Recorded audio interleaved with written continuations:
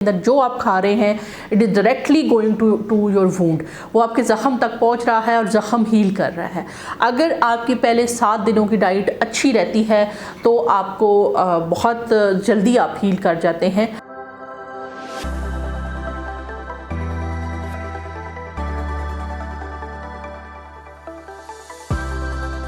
जी अस्सलाम वालेकुम, मैं हूं डॉक्टर नाइला, कंसल्टेंट गायनेकोलॉजिस्ट और इनफर्टिलिटी स्पेशलिस्ट गायनी सोल्यूशन के फ़ोरम से।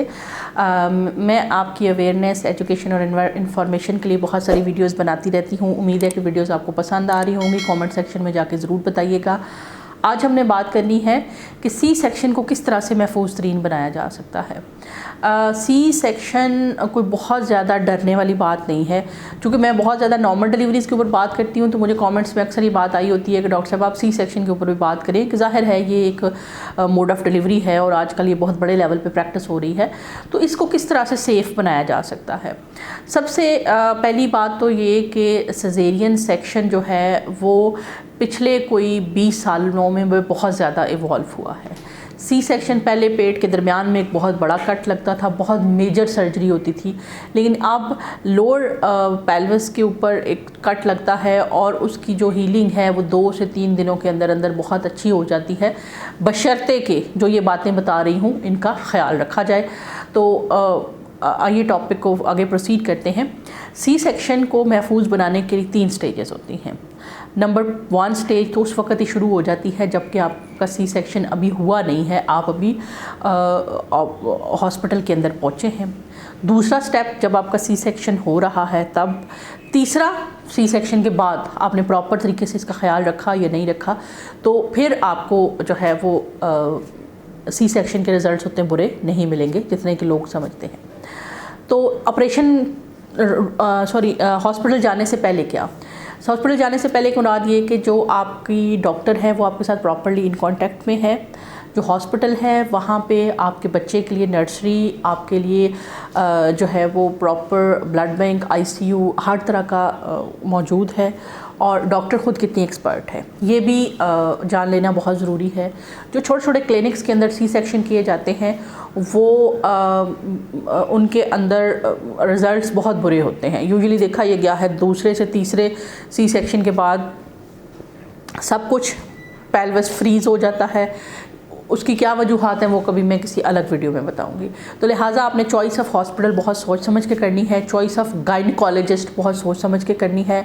हर गायनेकोलॉजिस्ट की अपनी एक क्रेडिबिलिटी होती है, आपने उस क्रेडिबिलिटी को ज़रूर चेक कर लेना है और हॉस्पिटल को भी ज़रूर चेक कर लेना है। अगर आपकी डॉक्टर क्रेडिबल है तो वो डेफिनेटली आपको आपकी पेइंग कैपेसिटी के मुताबिक कोई अच्छा हॉस्पिटल ही बताएगी।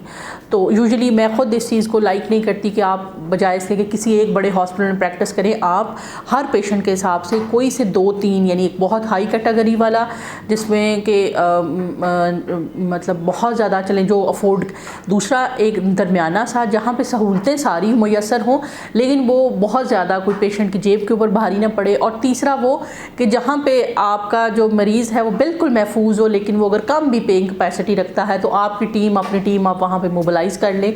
और लेकिन बशर्ते वहाँ पे नर्सरी और ब्लड बैंक हार्ट यानी इतना भी छोटा नहीं होना चाहिए कि वहाँ पे बिल्कुल ही कुछ भी ना हो और आप अकेले ही हों और वो कर रहे हों।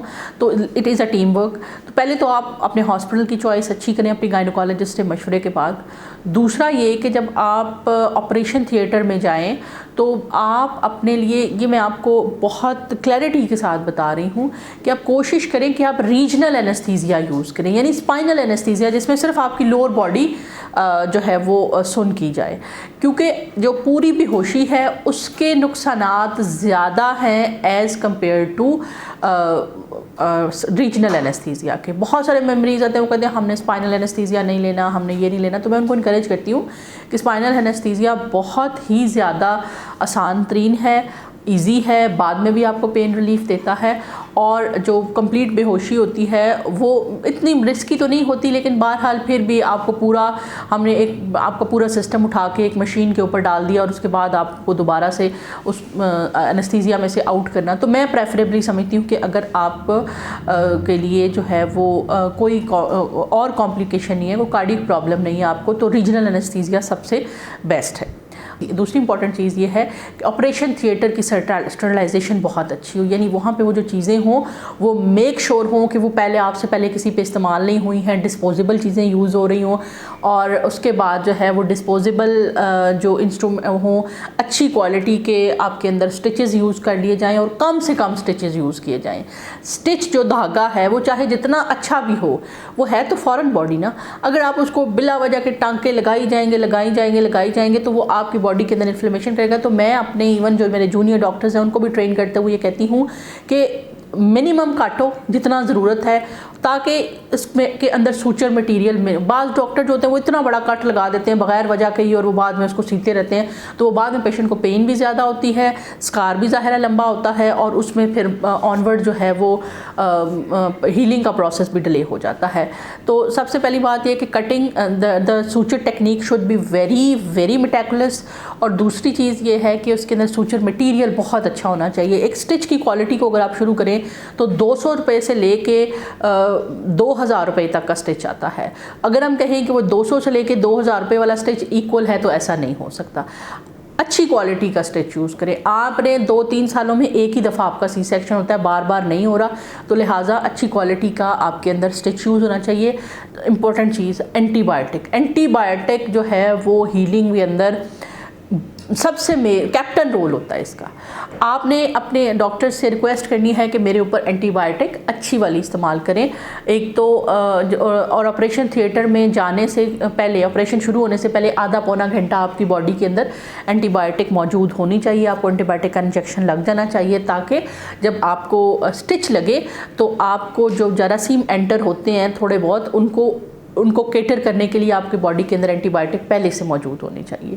इसी तरह से सूचर मटेरियल हो गया, एंटीबायोटिक हो गई, एनेस्थीसिया टेक्निक हो गई, और सूचरिंग टेक्निक हो गई। उसके बाद जो है वो जब आपका ऑपरेशन हो जाता है, आपका बेबी भी अल्हम्दुलिल्लाह ठीक है, आपका ठीक है, तो डॉक्टर का आपके साथ कम्युनिकेट ज़रूर होना चाहिए कि क्या हुआ। ये नहीं कि सब ठीक है। सब ठीक है का मतलब ये है कि कहीं किसी लेवल को कोई प्रॉब्लम तो नहीं हुई। अब सर्जरी के बाद डॉक्टर क्या समझ रही है कि 24 घंटे के बाद अब आप और आपका बच्चा घर जा सकते हैं, क्या इतने महफूज हैं दोनों, या कोई फर्दर ब्लड की रिक्वायरमेंट जो है वो तो नहीं है, ब्लड डोनर आपने रखना है या उसको भेज देना है। इन चीज़ों से इनडायरेक्टली आपको आइडिया हो जाता है कि आपकी सर्जरी के अंदर कोई कॉम्प्लिकेशन हुई या नहीं हुई। यूजुअली मैं अपनी प्रैक्टिस के अंदर 2 या 3 घंटों के अंदर बच्चा जो ठीक होता है उसको हम एक फीड करवा के माँ को हैंड ओवर कर देते हैं, अगर वो एक्सपर्ट है। अगर नहीं है तो हम उसको पे रिस्क नहीं लेते हैं। और दूसरा ये कि उनको फिर हर चीज़ बताई जाए, पूछें आप डॉक्टर से कि सब ठीक है, कोई कॉम्प्लिकेशन तो नहीं हुई, कोई मसला तो नहीं है, डिस्चार्ज का कब तक का प्लान है, रूम के अंदर जो मेडिसिन लेंगी वो स्टाफ की अवेलेबिलिटी मेक श्योर कर लें, क्योंकि जब इतनी सारी बातें आप डॉक्टर के साथ कर लेते हैं तो डॉक्टर कहीं ना कहीं सबकॉन्शियसली अलर्ट हो जाता है कि मेरा पेशेंट इस चीज़ से बड़ा कंसर्न है, तो मैंने अपनी टीम को उतना ही अलर्ट करना है। जब आपका सी सेक्शन हो गया उसके बाद की अब केयर आती है नंबर 3 स्टेप। नंबर 3 स्टेप का मतलब यह है जब तक आप हॉस्पिटल में हैं, आपको अच्छी मेडिसिन लग रही हैं, आपको पेशाब की नाली आपकी 6-8 घंटे के बाद निकल गई है, अगर आपके मसाने पे कोई किसी किस्म का कट नहीं लगा या कुछ नहीं लगा, अगर उस तरह का हो तो फिर आपको मसाने की नाली डॉक्टर बता देगा कि जी हम इतने लंबे देर के लिए रखेंगे। वो जब आप डॉक्टर से कम्युनिकेट करेंगे तो वो आपको बता देगा। ऑपरेशन से बाहर आने के बाद एंटीबायोटिक और आपकी मोबिलाइजेशन बहुत इंपॉर्टेंट है। अगर आप समझते हैं कि आप बेड पर लेटे हुए बहुत अच्छा हील करेंगे तो ये आपकी खाम ख्याली है।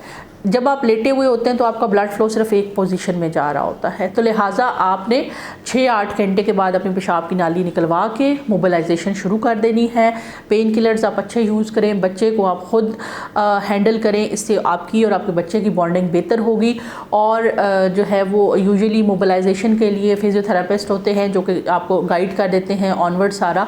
और घर जाके आपने अपनी डाइट के अंदर प्रोटीन को बहुत ज़्यादा इंक्लूड करना है, क्योंकि जितना प्रोटीन आप डाइट लेंगे, जैसे अंडे की सफ़ेदी हो गई, चिकन हो गया, मटन हो गया, यखनी हो गई, जितना आप लेंगे तो जो आपका कट एलिमेंट है, फ्लैश है, that is made up of protein. जो गोश्त होता है, जो कटा हुआ होता है, वो प्रोटीन का बना होता है, तो वो हील करना शुरू कर देगा। आपकी बॉडी के अंदर एक fight and flight emergency condition है, बॉडी के अंदर जो आप खा रहे हैं it is directly going to your wound, वो आपके ज़ख़म तक पहुँच रहा है और ज़ख़म हील कर रहा है। अगर आपकी पहले 7 दिनों की डाइट अच्छी रहती है तो तो आपको बहुत जल्दी आप हील कर जाते हैं और आपको सी सेक्शन का पता भी नहीं चलता। मेडिसिन डॉक्टर से जाते वक्त डिस्चार्ज के टाइम प्रॉपर्ली समझ के जाएं इनमें से कौन सी पेन किलर हैं। अगर आपको मैदे का मसला है तो अपने डॉक्टर को पहले से बता दें कि मेरा स्टमक अपसेट होता है, ताकि वो आपकी दवाइयों को के अंदर स्टमक की मेडिसिन ज़रूर ऐड कर दे, ताकि बाकी दवाइयों के साथ साथ ये ना हो कि मैदे का मसला इतना ज़्यादा हो जाए कि आप बाकी दवाई भी ना खा सकें। और 7 दिनों के बाद जब आप डॉक्टर को विज़िट करते हैं तो आप एब्सोल्युटली बिल्कुल ठीक होते हैं। छोटी मोटी कोई थोड़ी बहुत कोई कॉम्प्लिकेशन हो वो आप अपनी डॉक्टर को हील कर देते हैं। मोस्टली देखा ये गया है कि अनफॉर्चुनेटली हम मतलब गायनेकोलॉजिस्ट की तरफ से भी मेरे पेशेंट का ये बहुत फीडबैक आता है कि वो एक दफ़ा सर्जरी कर देने के बाद वो फिर आपके हाथ नहीं आती हैं। तो ये थोड़ी सी बुरी चीज़ होती है। हमें हमारे पेशेंट को सर्जरी के बाद ज़्यादा हमारी ज़रूरत होती है, तो कम से कम हफ़्ता 10 दिन तक मेक श्योर करें कि उनको अवेलेबल रहें, और ताकि वो जो अपनी क्वेरीज़ हैं वो आपके साथ डिस्कस कर सकें। उम्मीद है कि ये वीडियो आपको पसंद आई होगी। कमेंट सेक्शन में ज़रूर बताइएगा, और आपकी कोई क्वेरीज़ हों तो ज़रूर कमेंट सेक्शन में बताएं। I would try my level best to answer them. तब तक के लिए अल्लाह हाफ़िज़।